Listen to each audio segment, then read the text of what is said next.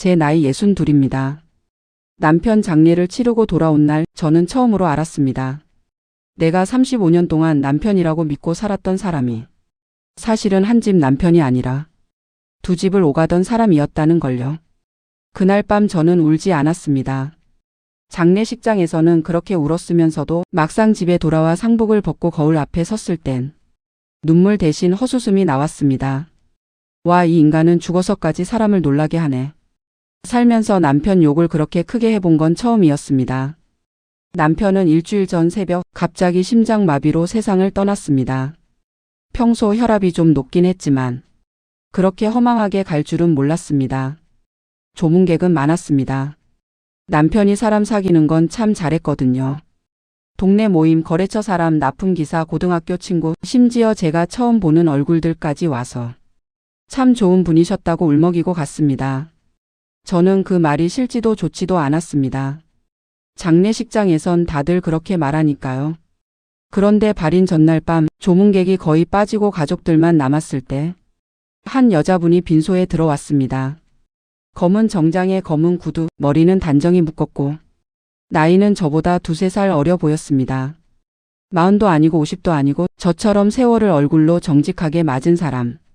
그 여자는 남편 영정 앞에 국화를 내려놓고 한참을 서 있었습니다. 보통은 저라고 인사하고 끝인데 그 사람은 너무 오래 서 있더군요. 처음엔 오래 알던 거래처 사람인가 했습니다. 그런데 그 여자가 제게 다가오더니 조용히 이렇게 말했습니다. 마지막으로는 이쪽으로 오셨네요. 무슨 말인지 못 알아들었습니다. 제가 멍하니 쳐다보자 그 여자는 입술을 꾹 다물더니 가방에서 흰 봉투 하나를 꺼내 제 손에 쥐어줬습니다. 장례 끝나고 혼자 보세요. 그리고는 그대로 나가버렸습니다. 딸이 묻더군요. 엄마, 저 사람 누구야? 저도 모르니까 화가 났습니다. 나도 몰라. 정말 몰랐습니다.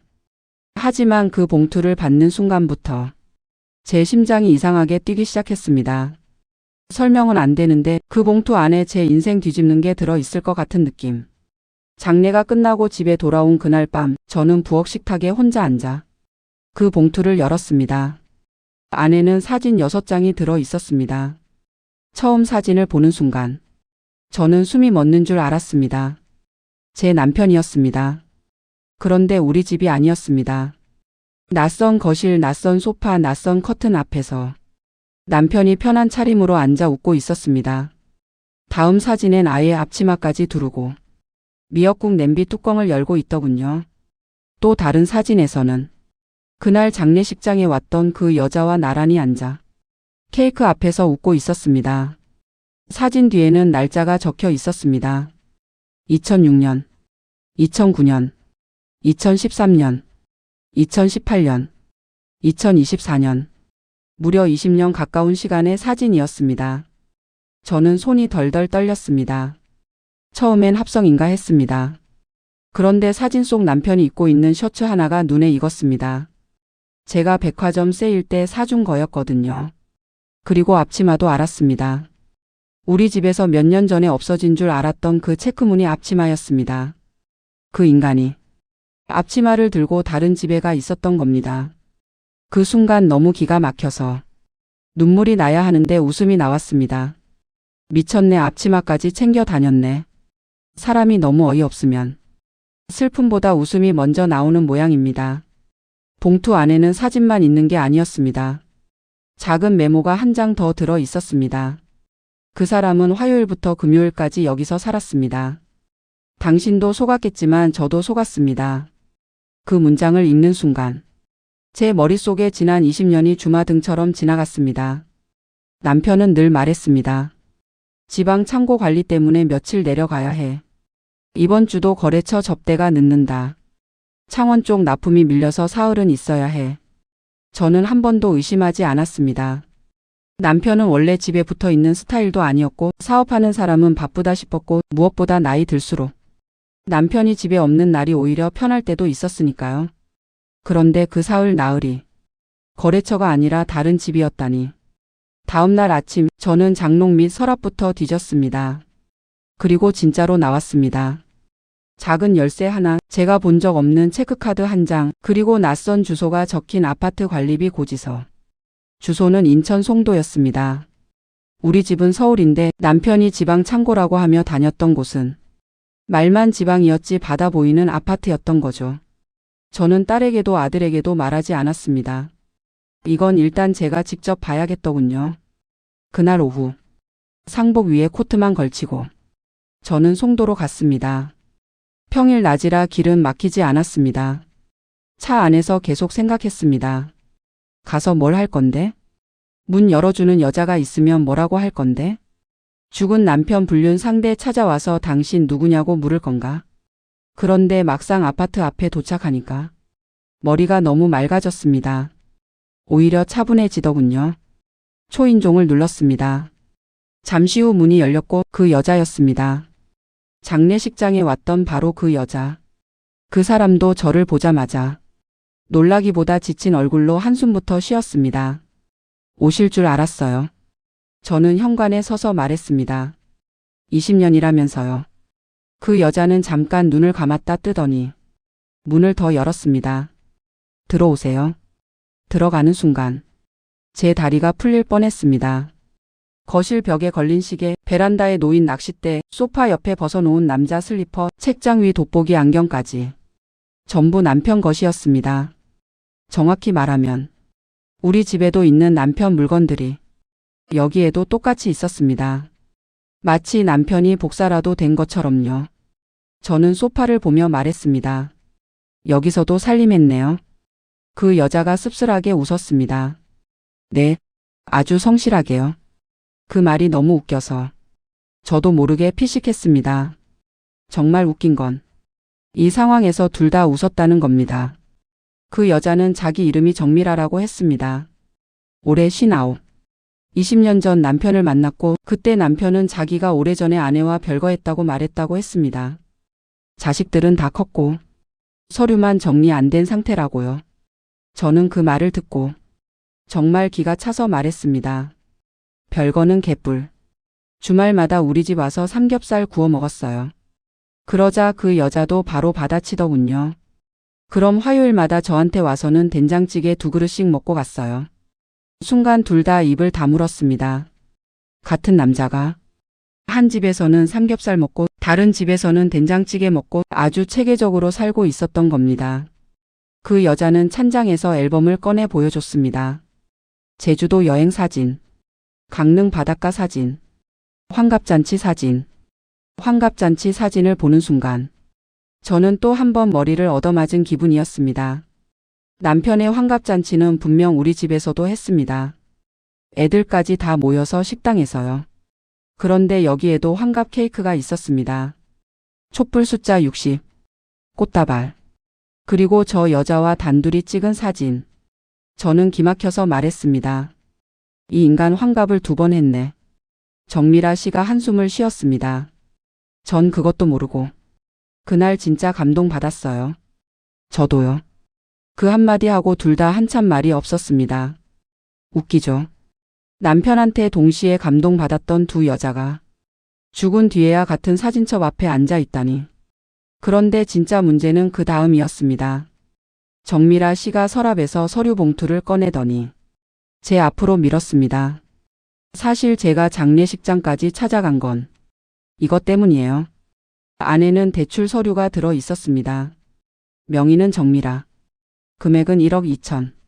사용 목적은 물류센터 투자. 저는 금방 알아봤습니다. 남편이 7년 전부터 한다던 그 창고 사업. 그때 남편은 자기 돈으로 한다고 했습니다. 그래서 저는 한 푼도 안 보탰다고 생각했는데 웬걸 다른 여자 명의로 대출을 받아 사업을 벌였던 겁니다. 그리고 더 충격적인 건 그 빚이 아직 남아있다는 사실이었습니다. 남편은 죽었고 빚은 살아 있었던 거죠. 저는 이를 악물고 물었습니다. 그럼 당신도 몰랐어요? 정미라 씨가 고개를 끄덕였습니다. 사업 잘 되면 같이 노후 편하게 살자고 했어요. 자기가 다 책임진다고요. 그런데 지난달부터 이자도 밀리기 시작했어요. 그래서 따지려고 했는데 갑자기 죽었어요. 순간 제 머릿속에서 퍼즐이 맞춰졌습니다. 남편이 죽기 한 달 전부터 유난히 짜증이 늘었고 전화 받으러 베란다에 자주 나갔고 저 몰래 통장 정리하던 게 떠올랐습니다. 죽기 직전까지. 이 인간은 양쪽에서 돈을 맞고 불 끄느라 정신없었던 겁니다. 그런데 진짜 마지막 반전은 그날 집에 돌아와 아들한테서 나왔습니다. 제가 저녁에 아무렇지 않은 척 남편 서재를 다시 뒤지고 있는데 아들이 들어와서는 제 손에 들린 송도 아파트 고지서를 보더니 얼굴이 굳었습니다. 딱 그 표정이었습니다. 처음 본 사람이 아니라 이미 알고 있던 사람 표정. 저는 바로 물었습니다. 너 알고 있었니?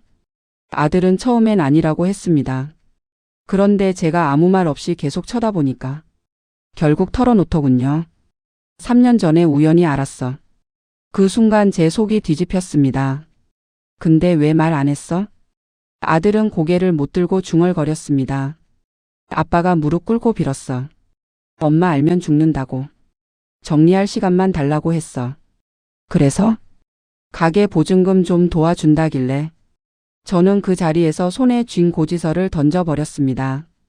돈이었습니다. 아들은 아버지의 비밀을 덮는 대가로 가게 보증금을 받은 겁니다. 저는 그날 처음으로 내가 남편 하나만 잃은 게 아니라 아들까지 같이 잃었구나 싶었습니다. 배신은 꼭 바람에서만 오는 게 아니더군요. 가족이 침묵을 선택하는 순간에도 옵니다. 그날 밤 저는 잠을 못 잤습니다. 새벽 5시쯤 거실에 혼자 앉아 있는데 갑자기 이런 생각이 들었습니다. 왜 내가 이 사람들 때문에 계속 울어야 하지? 남편은 죽었고 아들은 제 뒤에서 계산했고 다른 여자는 저 못지않게 속았습니다. 그러면 이제 울 사람은 끝났고 정리할 사람만 남은 거였습니다. 다음 날 저는 정미라 씨를 다시 만났습니다. 그리고 말했습니다. 이 인간이 우리 둘 다 속였으니까 이제 우리 둘이 같이 정리합시다. 정미라 씨는 처음엔 저를 멍하니 봤습니다. 같이요? 네. 당신도 당했고 나도 당했어요. 그러니까 이제부터는 그 인간이 남긴 것들 하나도 빼놓지 말고 같이 뒤집어요. 우리는 그날부터 진짜로 팀이 됐습니다. 죽은 남편 흔적을 뒤지는 기막힌 두 여자요. 남편 명의 통장, 사업 서류, 송도 아파트 계약서, 숨겨둔 보험, 중고차 명의, 골프 회원권까지 다 찾았습니다. 정말 웃긴 건 이 인간이 집집마다 같은 말을 했다는 겁니다. 저한테는 당신밖에 없다. 정미라 씨한테도 당신밖에 없다. 저한테는 당신 음식이 제일 편하다. 정미라 씨한테도 당신 음식이 제일 편하다. 심지어 둘 다한테 자기 혈압약은 오메가3랑 같이 먹으면 안 된다고 했더군요. 저는 서류보다 그게 더 웃겼습니다. 아니 바람도 매뉴얼대로 폈네. 정미라 씨가 그 말 듣고 처음으로 소리 내서 웃었습니다. 결국 우리는 변호사를 선임했고 남편이 남긴 사업 관련 재산부터 정리했습니다. 송도 아파트는 정미라 씨 명의였지만 실제 자금 흐름이 남편 쪽에서 나온 게 드러났고 창고 사업 장비도 일부 처분했습니다. 남은 빚부터 갚고 남은 건 정리해서 각자 몫을 나눴습니다. 저는 아들에게 말했습니다. 내 아버지 장례는 끝났지만 내 신뢰는 아직 발인도 못했다. 아들은 울면서 미안하다고 했지만 저는 바로 용서하지 않았습니다. 용서는 상대가 편해지라고 하는 게 아니라 내 마음이 준비됐을 때 하는 거니까요. 그리고 정미라 씨와 저는 이상한 사이가 됐습니다. 친구라고 하기엔 너무 기막힌 인연이고 남이라고 하기엔 같은 인간에게 20년 넘게 당한 동지 같았죠. 가끔 통화합니다. 언니 오늘은 된장찌개 했어요? 그러면 제가 이럽니다. 응. 너는 삼겹살 먹지 마. 갑자기 짜증난다. 그러면 둘 다 웃습니다. 남편은 죽고 나서야 자기 인생 최대의 실수를 했습니다. 우리를 서로 만나게 한 거요. 살아있을 땐 철저히 나눠놨겠죠.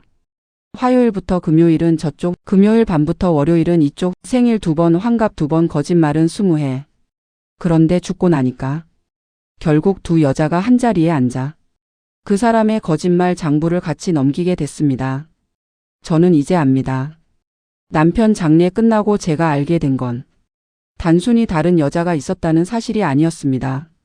제가 믿었던 결혼 생활의 절반이 거짓이었다는 사실, 그리고 그 거짓이 너무 오래 이어지면 사람 하나가 아니라 집 하나를 통째로 속일 수 있다는 사실이었습니다. 하지만 더 중요한 걸 배웠습니다. 배신당했다고 해서 끝까지 당하고만 살 필요는 없다는 것. 62이면 누군가는 늦었다고 말하겠죠. 저도 한때는 그렇게 생각했습니다. 그런데 아니었습니다. 62은 울다 말고 정신 차리기 딱 좋은 나이더군요. 장례는 끝났고 거짓말도 끝났고 이제 제 인생은 제가 정리합니다. 그리고 가끔 남편 영정 사진을 보면 속으로 딱 한마디 합니다. 당신 참 부지런히도 살았다. 근데 마지막 계산은 내가 했다.